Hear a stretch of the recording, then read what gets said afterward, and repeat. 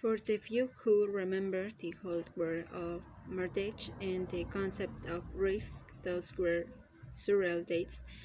Dave sitting, an old-fashioned mortgage banker with a homespun style, runs the Arizona-based primary residential, which makes mortgage across the country. Sitting started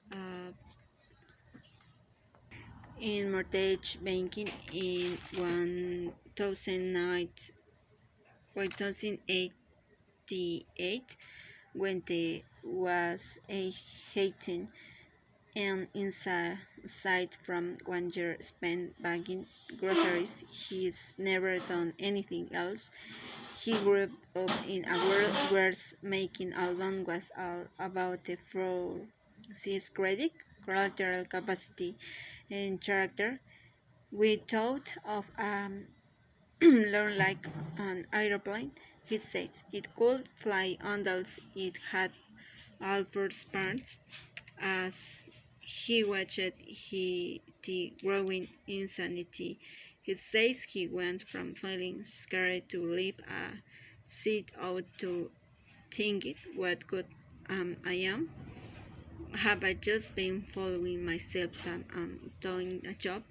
Holy shit, maybe these guys are onto something. Maybe paying for a home has nothing to do with the four C's. When he started in business, there were three loans products. They were 600. The rule sitting sex was brightly on a mirror, and if there's fog, you got a loan. Sitting began to dip his toe into the supreme market, although he insists on tight control.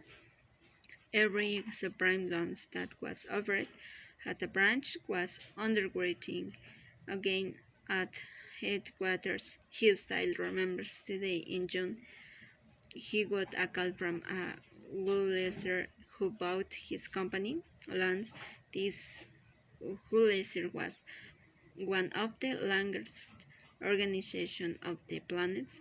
Sitting, who is still in the business, won't name the company other than to say they're, they are not around anymore.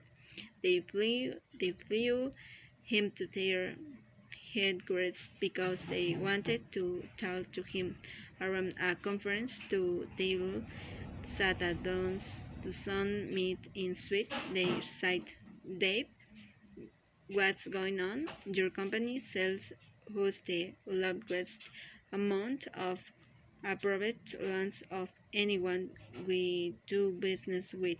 Satan recalls because Greeting used this company software. They called SIM that their system was approving loans that Sitting was then rejecting at headquarters. Oh, it's simple. Sitting told him, we check the credit at corporate and not a lot make introvert. That's why we flew you out. One of the sweet responded, we don't like that. You need to trust our system, and if you do, your volume will go up by leaps and rounds. How do I know the borrower will pay? Greeting asked. You don't need to worry about that, they responded. The next day, Siding said he got the trade tapes for the supreme loans he was selling, which showed the price various buyers were willing to pay. June had been a big month for him. Primary residential had underwritten 99 million dollars of subprime loans. Usually, the offer was close to what the buyer had been promising verbally, but this day, the offer was surprisingly low. So, sitting called up the gov he dealt with, I said something is screwed up in the secondary market.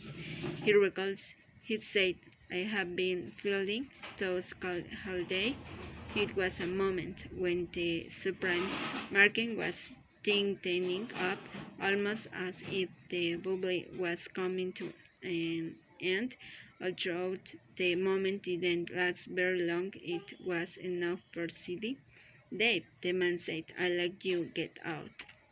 Excuse me? Sidney replied.